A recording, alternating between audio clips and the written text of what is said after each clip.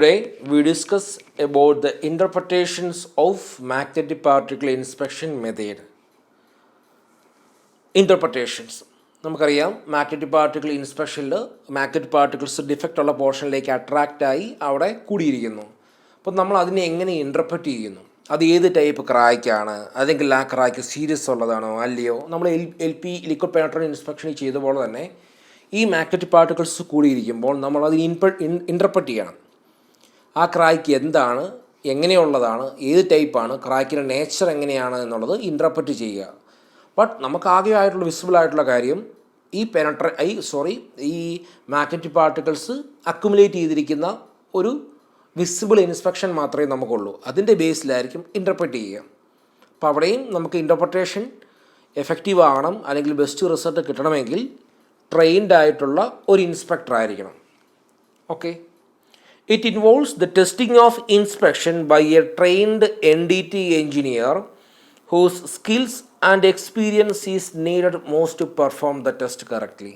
അപ്പോൾ ഒരു particular defect മൂലം മാഗ്നറ്റിക് പാർട്ടിക്കിൾ അക്യുമുലേറ്റ് ചെയ്താൽ, അല്ലെങ്കിൽ ഈ രീതിയിൽ അക്യുമുലേറ്റ് ചെയ്താൽ അതിന് കാരണം ഇതാണ് എന്ന് പറയാൻ സാധിക്കണം. അങ്ങനെയെങ്കിൽ അത് ഓൾറെഡി നേരത്തെ ട്രെയിൻഡ് ആയിരിക്കണം ആ ഒരു inspector. During magnetic particle inspection, the magnetic particles adhere to the test object wherever leakage flux is present, and the interpreter has to properly interpret the adherence of magnetic particles. അപ്പോൾ ഇപ്പോൾ inspect ചെയ്യുന്ന വ്യക്തികൾക്ക്, അത് ഇൻ്റർപ്രറ്റർക്ക് മനസ്സിലാക്കാൻ സാധിക്കണം ഈ magnetic particles accumulate ചെയ്ത് അതൊരു ഫോൾസ് ഇൻഡിക്കേഷൻ ആണോ അതൊരു കറക്റ്റ് ഇൻഡിക്കേഷൻ ആണോ എന്നുള്ളത്. അതുപോലെ തന്നെ അത് ഏത് ടൈപ്പാണ് ആ ക്രായ്ക്ക്, അതിന് നേച്ചർ എങ്ങനെയാണ് എന്നുള്ളത് പ്രോപ്പറായിട്ട് ഇൻ്റർപ്രറ്റ് ചെയ്യാൻ സാധിക്കണം. Proper interpretation involves finding out whether adherence is due to the presence of cracks. അതായത് പാർട്ടിക്കിൾസ് ഇങ്ങനെ കൂടിയിരുന്നത് അതിന് കാരണം ക്രായ്ക്ക് മൂലമാണോ അതോ because of the change in cross സെക്ഷനിലുണ്ടായ ചേഞ്ച് മൂലമാണോ, അല്ലെങ്കിൽ ഈ എഡ്ജസിലേക്ക് attract ആയിട്ടുള്ളതാണോ?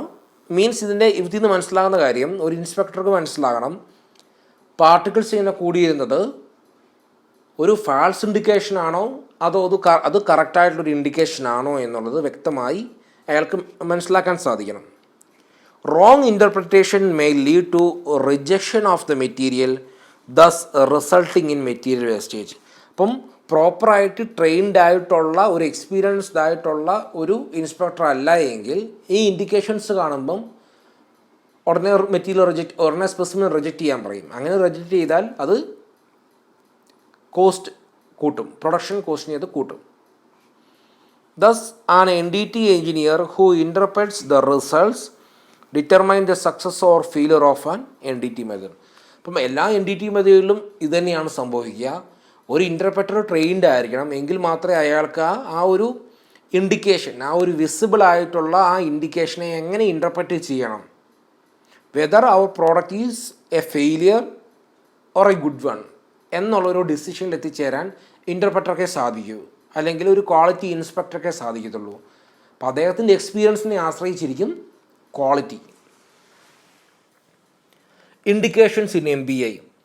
Indications in MBI relays greatly on the qualification of the interpreter. നമ്മൾ നേരത്തെ പറഞ്ഞ പോലെ തന്നെ ഇൻസ്പെക്ടറുടെ ക്വാളിറ്റി എത്രത്തോളം ഉണ്ട്, അദ്ദേഹത്തിൻ്റെ എക്സ്പീരിയൻസ്, അദ്ദേഹത്തിന് എത്രത്തോളം ട്രെയിൻഡ് ആണ് എന്നതിനെ ആശ്രയിച്ചിരിക്കും നമ്മുടെ ഔട്ട്പുട്ട്.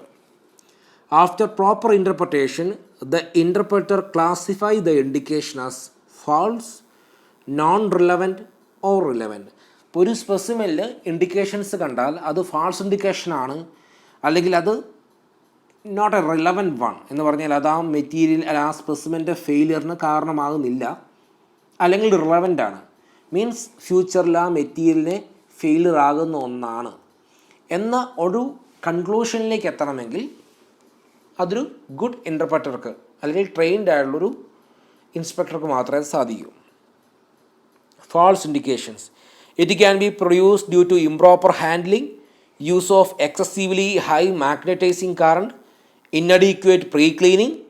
ഈ കാരണങ്ങൾ കൊണ്ടൊക്കെ ഫാൾസ് ആയിട്ടുള്ള ഇൻഡിക്കേഷൻ വരാം. പ്രോപ്പറായിട്ട് ക്ലീനിങ് ഇല്ല, അല്ലെങ്കിൽ പ്രോപ്പറായിട്ടുള്ള എക്യുപ്മെൻറ്റ് ഹാൻഡിൽ ചെയ്യുന്നില്ല, അല്ലെങ്കിൽ ആ മാഗ്നറ്റൈസേഷൻ പ്രൊസീജിയർ എന്ന് പറയുന്നത് പ്രോപ്പറായിട്ട് അല്ല പോകുന്നത്. അങ്ങനെയെങ്കിൽ ഫാൾസ് ആയിട്ടുള്ള ഇൻഡിക്കേഷൻസ് കാണാം.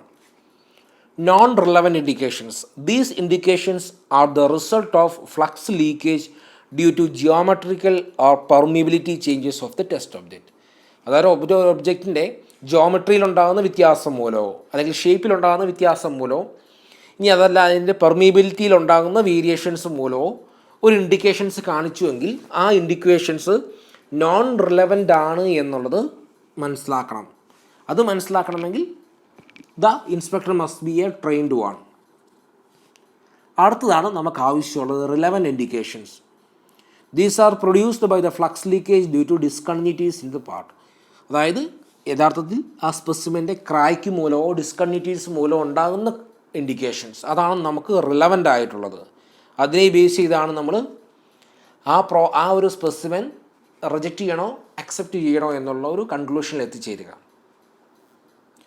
ഇനി MBA ടെക്കിങ്ങിൻ്റെ അഡ്വാൻറ്റേജസും ലിമിറ്റേഷൻസും ആണ്. അഡ്വാൻറ്റേജസ് എന്ന് പറയുമ്പോൾ fast, simple and inexpensive method. Indications are produced directly on the surface of the part, then unaffected by possible deposits. Minimal surface preparation. Results readily documented with a photo or tape. Post cleaning generally not necessary. അതായത് നമുക്ക് surface LPI ടെസ്റ്റിന് അത്രയും clean ചെയ്തില്ലെങ്കിലും കുഴപ്പമില്ല, എന്നാൽ clean ചെയ്യണം. But അതൊരു വലിയ ടാസ്ക് അല്ല. പിന്നെ അതുപോലെ തന്നെ നമുക്ക് കിട്ടുന്ന റിസൾട്ട് അത് നമുക്ക് ഫോട്ടോ ആയിട്ട് എടുത്ത് നോക്കാം. പിന്നെ മെറ്റീരിയൽ ടെസ്റ്റ് ചെയ്തതിന് ശേഷം വീണ്ടും ക്ലീൻ ചെയ്യണം എന്നുള്ളതില്ല. അതുപോലെ തന്നെ റിലേറ്റീവ്ലി സേഫ് ടെക്നിക്കാണ്. അത്ര ഹസാഡസ് ആയിട്ടുള്ള അല്ലെങ്കിൽ കമ്പസ്റ്റബിൾ ആയിട്ടുള്ള പ്രോഡക്റ്റുകളല്ല നമ്മൾ യൂസ് ചെയ്യുന്നത്. Indications can show relative size and shape of the discontinuity. ആ ഒരു ഡിസ്കണ്ടിന്യൂറ്റി എന്താണ്, അതിൻ്റെ ഷേപ്പിനും സൈസിനും കറസ്പോണ്ടിങ് ആയിട്ടുള്ള ഇൻഡിക്കേഷൻസ് കാണിക്കുന്നതുകൊണ്ട് തന്നെ ഡിസ്കണ്ടിന്യൂറ്റി അല്ലെങ്കിൽ ഡിഫക്റ്റ് നമുക്ക് ഈസിലി ഐഡൻറ്റിഫൈ ചെയ്യാൻ സാധിക്കും. Easy to use and requires minimum amount of training. അതുപോലെ തന്നെ പോർട്ടബിൾ ആയിട്ടുള്ള ഡിവൈസുകളാണ്, ലോ കോസ്റ്റ് ആണ്. ഇതൊക്കെ ഒരു കമ്പാരിസൺ മാത്രമാണ്, എന്ന് പറഞ്ഞാൽ തീരെ ലോ കോസ്റ്റ് എന്നുള്ളതല്ല. അതുപോലെ തന്നെ നമുക്ക് മിനിമം എമൗണ്ട് ഓഫ് ട്രെയിനിങ് എന്നുള്ളതല്ല. But minimum amount of training വഴി ഇത് ഓപ്പറേറ്റ് ചെയ്യാൻ, ബട്ട് ആ ഒരു ഫൈനൽ ഇൻ്റർപ്രറ്റ് ചെയ്യാൻ നെസസറി ട്രെയിനിങ് ആവശ്യമാണ്. Can detect both surface and sub surface defect. Can inspect parts with irregular shapes. Pre cleaning എന്ന് പറയുന്നത് നെസസറി അല്ല, but it is good. Fast method of inspection ആണ്. അതുപോലെ കൺസിഡറബിളി ലോ കോസ്റ്റ് ആണ് compare to other NDT method.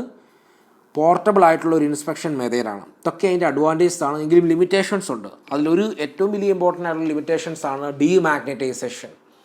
Residual magnetism ഉണ്ടെങ്കിൽ നമ്മൾ അതിനെ demagnetise ചെയ്തില്ല എങ്കിൽ എറർ ഉണ്ടാകും. അതുപോലെ തന്നെ നമുക്കിത് നോൺ ഫെറസ് മെറ്റീരിയൽസിന് യൂസ് ചെയ്യാൻ സാധിക്കില്ല. Non ferrous materials such as aluminium, magnesium or most stainless steels cannot be inspected. Only applicable to ferromagnetic materials. Examination of large parts may require use of equipment with special power requirements. വളരെ thickness കൂടിയ ഒരു material test ചെയ്യുക എന്ന് പറയുന്നത് ഇത് വെച്ച് ബുദ്ധിമുട്ടാണ്. May require a removal of coating or plating to achieve desired sensitivity. ഇപ്പോൾ സർഫസിൽ കോട്ടിങ്ങോ പെയിൻറ്റിങ്ങോ അങ്ങനെ എന്തെങ്കിലും ഉണ്ടെങ്കിൽ അതിനെ റിമൂവ് ചെയ്യണം. Limited sub surface discontinuity detection capabilities. അതായത് സബ് സർഫസ് ഡിഫക്റ്റുകൾ ഡിറ്റക്റ്റ് ചെയ്യാം, പക്ഷേ അതിനൊരു ലിമിറ്റുണ്ട്. വളരെ തിക്നെസ് ഉള്ള മെറ്റീരിയലിൻ്റെ അകത്തുള്ള ഡിഫക്റ്റുകൾ ഡിറ്റക്റ്റ് ചെയ്യുക എന്ന് പറയുന്നത് MBA ഉപയോഗിച്ച് ബുദ്ധിമുട്ടാണ്. Then post ഡീമാഗ്നറ്റൈസേഷൻ is necessary.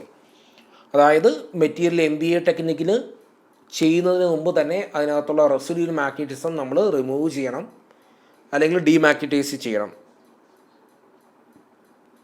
Alignment between magnetic flux and indication is important. അതുപോലെ തന്നെ അടുത്തൊരു ബുദ്ധിമുട്ടെന്ന് പറയുന്നത് ക്രാക്കിൻ്റെ ഡയറക്ഷനും മാഗ്നറ്റിക് ഫ്ലക്സിൻ്റെ ഡയറക്ഷനും അത് പ്രോപ്പർ അല്ല എങ്കിൽ നമുക്ക് കറക്റ്റായിട്ട് ക്രാക്ക് ഐഡൻറ്റിഫൈ ചെയ്യാൻ സാധിക്കില്ല. Each part need to be examined in 2 different directions. കാരണം നമ്മൾ രണ്ട് ഡയറക്ഷനിൽ മാഗ്നറ്റിക് ഫീൽഡ് കൊടുത്തുകൊണ്ടാണ് ഒരു പാർട്ട് ടെസ്റ്റ് ചെയ്യുന്നത്, അല്ലെങ്കിൽ ക്രാക്കിൻ്റെ ഡയറക്ഷൻ പെർപെൻഡിക്കുലർ ആകാൻ വേണ്ടിയാണ് നമ്മൾ അങ്ങനെ ചെയ്യുന്നത്. അപ്പോൾ അതൊരു ബുദ്ധിമുട്ടാണ്. Relatively small area can be inspected at a time. അപ്പോൾ ഒരു സമയം നമുക്കൊരു ചെറിയ ഏരിയ മാത്രമേ ഇൻസ്പെക്റ്റ് ചെയ്യാൻ സാധിക്കൂ എന്നുള്ളത് ഒരു ലിമിറ്റേഷനാണ്. Only materials with a relatively non porous surface can be inspected. The inspector must have direct access to the surface being inspected. ഇപ്പോൾ സർഫസുമായിട്ട് ഡയറക്റ്റ് കോൺടാക്റ്റ് വരുന്ന ആളാണ് ഇൻസ്പെക്ടർ. അപ്പോൾ നമുക്ക് ഇൻഡയറക്റ്റ്ലി ആ സർഫസിൻ്റെ ക്രായ്ക്കോ അല്ലെങ്കിൽ ഡിസ്കണ്ടിന്യൂറ്റിയോ നമുക്ക് ഡിറ്റക്റ്റ് ചെയ്യാൻ സാധിക്കില്ല ഈ ഒരു മെത്തേഡ് ഉപയോഗിച്ച്. Applications: inspection of fans, blowers in thermal power plants, inspection of weld cracks, inspection of connecting rods and under water inspection purposes. അപ്പോൾ നമുക്ക് ലിക്വിഡ് പെനട്രൻറ്റ് ടെസ്റ്റ് ആണെങ്കിൽ അണ്ടർ വാട്ടർ പറ്റില്ല, പക്ഷേ മാഗ്നറ്റിക് പാർട്ടിക്കിൾ ആണെങ്കിൽ നമുക്ക് അണ്ടർ വാട്ടർ ഇൻസ്പെക്ഷന് യൂസ് ചെയ്യാൻ സാധിക്കും. The magnetic particle test method is effective for the detection of surface and subsurface. അത് നമ്മൾ കണ്ടതാണ്. ഫെറോ മാഗ്നറ്റിക് മെറ്റീരിയൽ ആയിട്ടുള്ള അതിൻ്റെ സർഫസിലും സബ് സർഫസിലുള്ള ഡിഫക്റ്റുകൾ നമുക്ക് ഡിറ്റക്റ്റ് ചെയ്യാൻ സാധിക്കുന്നു. അതുപോലെ കോംപ്ലക്സ് ആയിട്ടുള്ള ജോമെട്രി ആയിട്ടുള്ള മെറ്റീരിയൽസ് ആണെങ്കിൽ നമുക്കത് ടെസ്റ്റ് ചെയ്യാൻ സാധിക്കുന്നു. അതായത് കാസ്റ്റിങ്ങിലൂടെ ചെയ്തെടുത്തതായിക്കോട്ടെ, ഫോർജിങ് ആയിക്കോട്ടെ, അല്ലെങ്കിൽ വെൽഡിങ് ആയിക്കോട്ടെ, നമുക്കതൊക്കെ ടെസ്റ്റ് ചെയ്യാൻ സാധിക്കുന്നു. വെൽഡിങ്ങിൻ്റെ ക്വാളിറ്റി ടെസ്റ്റ് ചെയ്യാം. വെൽഡിങ്ങിൽ എന്തെങ്കിലും ക്രായ്ക്കോ ഡിഫക്റ്റോ ഉണ്ടെങ്കിൽ അത് ടെസ്റ്റ് ചെയ്യാം. അല്ലെങ്കിൽ കാസ്റ്റ് അല്ലെങ്കിൽ ഫോർജി ചെയ്തെടുത്ത പ്രോഡക്റ്റുകൾ നമുക്ക് ഗുഡാണോ ബാഡാണോ എന്ന് ചെക്ക് ചെയ്യാം. ഓക്കെ, അതുപോലെ മാനുഫാക്ചറിങ്ങിൽ, സർവീസിൽ, പ്രൊഡക്ഷനിലൊക്കെ നമുക്ക് ഈ MBA ടെക്നിക്ക് യൂസ് ചെയ്യാം. ഇനി ഏതൊക്കെ ഡിസ്കണ്ടിന്യൂറ്റീസ് നമുക്ക് ഈ ഒരു മെത്തേഡ് ഉപയോഗിച്ച് ചെക്ക് ചെയ്യുക എന്നുള്ളതാണ് ഒരു മാനുഫാക്ചറിങ് പ്രോസസ്സിൽ. ഒരു മെറ്റൽ ഫോമിങ്ങിൻ്റെ കേസിൽ നമുക്ക് ഫോർജിങ് ബസ്റ്റ്, അതുപോലെ rolling seams, casting hot tears നമുക്ക് ചെക്ക് ചെയ്യാം. ഹീറ്റ് ട്രീറ്റ്മെൻറ്റ് ആണെങ്കിൽ കൊഞ്ചിഡ് ആൻഡ് ഹീറ്റ് ക്രാക്സ് നമുക്ക് ചെക്ക് ചെയ്യാം. മെഷീനിങ് ഓപ്പറേഷൻ ആണെങ്കിൽ grinding cracks, machining tears check ചെയ്യാം. വെൽഡിങ്ങിനാണെങ്കിൽ longitudinal and transverse crack in welding, lack of fusion, incomplete penetration, inclusion, entrapped slag. ഇതെല്ലാം ടെക്നിക്കലായിട്ടുള്ള ടേംസാണ്, മാനുഫാക്ചറിങ് പ്രോസസ്സിൽ യൂസ് ചെയ്യുന്നതാണ്. അപ്പോൾ ഇതെല്ലാം ഓരോ ടൈപ്പ് ഓഫ് ഡിഫക്ട്സ് ആണ്. വെൽഡിങ്ങിലെ ഡിഫക്റ്റ്, അതുപോലെ മെഷീനിങ്ങിലെ ഡിഫക്റ്റ്, കാസ്റ്റിങ്ങിലെ ഡിഫക്റ്റ്, ഫോർജിങ്ങിലൊക്കെ ഡിഫക്റ്റ്. അപ്പോൾ അതുകൊണ്ട് തന്നെ അത്തരത്തിലുണ്ടാകുന്ന ഡിഫക്റ്റുകൾ ഒരു പരിധി വരെ കണ്ടെത്താൻ നമുക്ക് ഈ MBA ഉപയോഗിച്ച് സാധിക്കും. ഇനി ഇൻ സർവീസ്, അതായത് ഒരു മെറ്റീരിയൽ സർവീസിലിരിക്കുന്ന ഒരു മെറ്റീരിയലിനെ നമുക്കത് ടെസ്റ്റ് ചെയ്യാൻ സാധിക്കും.